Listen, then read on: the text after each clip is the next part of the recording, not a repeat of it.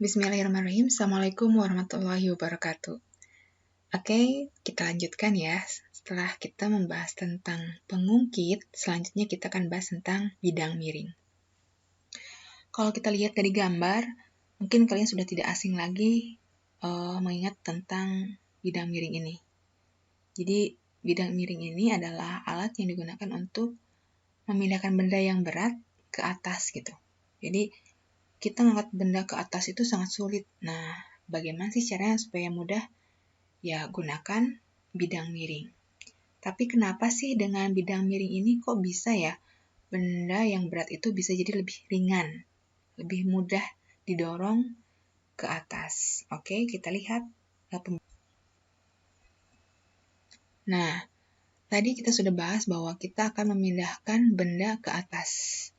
Ada dua cara yang bisa digunakan untuk memindahkan benda ke atas. Cara yang pertama adalah kita mengangkat langsung ke atas. Jadi, bendanya diangkat ke atas. Nah, sampai ketinggian tertentu, sampai T tertentu. Ketika kita memindahkan benda dan kita memberikan gaya, maka di sana akan ada usaha. Berapakah usahanya? Nah, usahanya adalah B dikali T. Kenapa?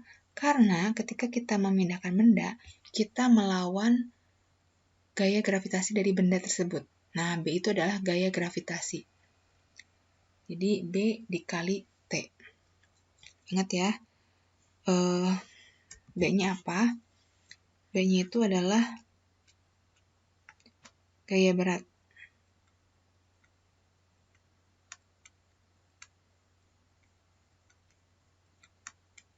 Gaya berat atau gaya gravitasi benda.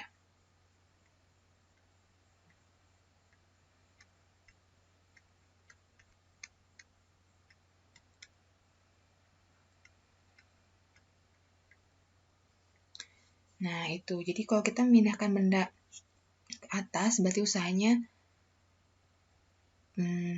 B dikali T. Sekarang, bagaimanakah usaha yang dilakukan apabila kita memindahkan barang ke atas, tapi menggunakan bidang miring? Nah, bidang miringnya memiliki panjang lintasan S, ini panjang kemiringannya ya, dan ketinggiannya sama T. Kenapa? Karena kita sama-sama akan memindahkan benda ke atas sampai ketinggiannya T. Nah, kita dorong pakai F, Z ke atas. Nah, berapakah usaha yang kita lakukan? Kita lihat bahwa usahanya adalah F dikali S. Kenapa? Karena ini gaya yang mendorongnya, dan perpindahannya dari mana? Dari bawah sampai atas. Itu sejauh S. Jadi, punya F kali S.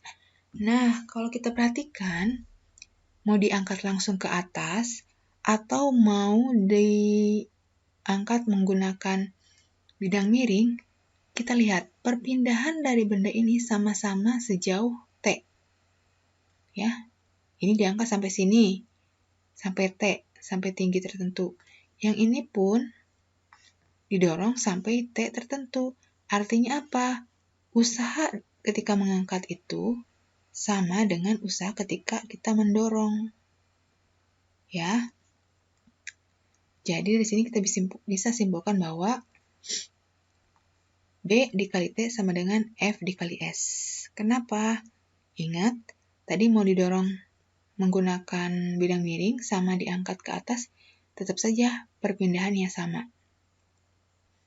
Nah, jadi rumus untuk bidang miring itu adalah B dikali T sama dengan F dikali S. Atau kita bisa ingat, cara mengingatnya adalah nanjak BT pisan. Nah, orang Sunda ya, tidak bisa membedakan F dan P. Nanjak BT pisan. Oke, apa aja sih mereka? Ini tadi gaya berat ya. Ini gaya berat.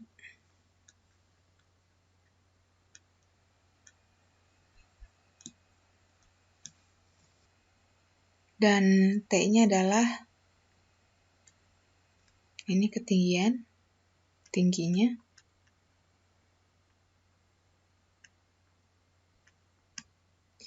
Terus F-nya adalah gaya.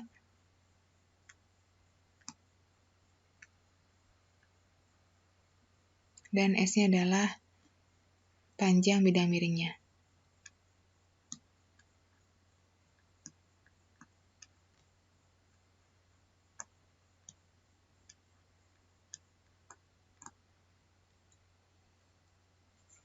Nah, sekarang untuk mengetahui keuntungan mekaniknya gimana? Ini sama aja dengan yang pengungkit, bahwa keuntungan mekanik itu tinggal bebannya dibagi gayanya. Nah, yang bedanya di sini, KM-nya, keuntungan mekaniknya ada yang lain, yaitu tinggal S, nah ini sisi miringnya, dibagi dengan tinggi, atau kita ganti jadi T. Jadi KM-nya S per T, kayak gitu ya. Bisa pakai yang ini atau yang ini. Nah, kita coba latihan.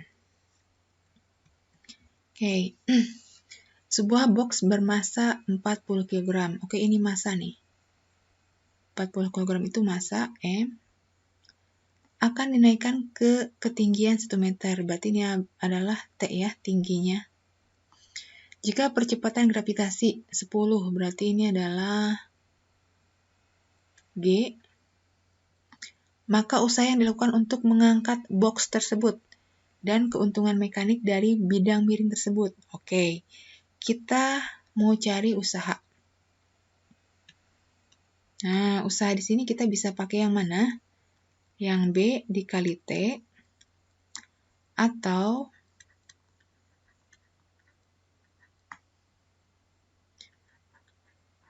yang F dikali S. Nah, kita lihat.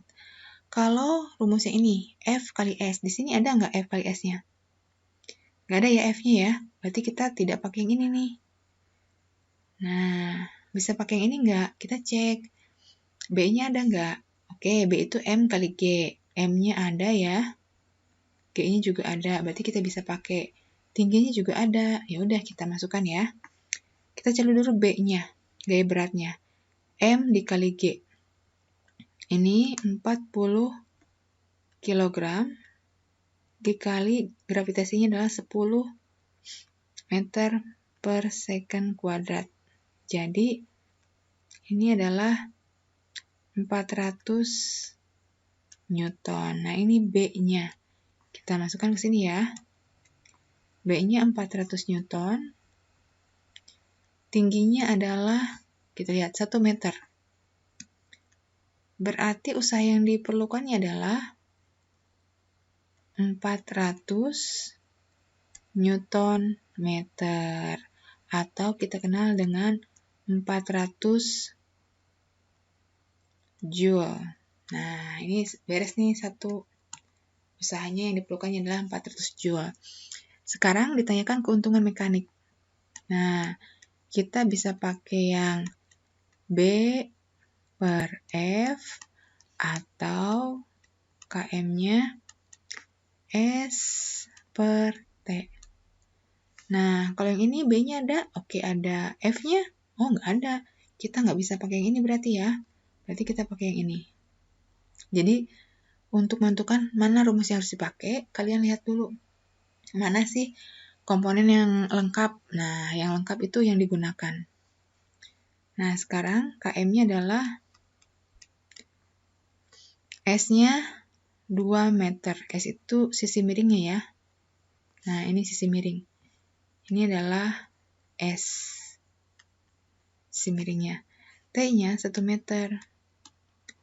Berarti KM-nya sama dengan 2 kali menguntungkan. Jadi nanti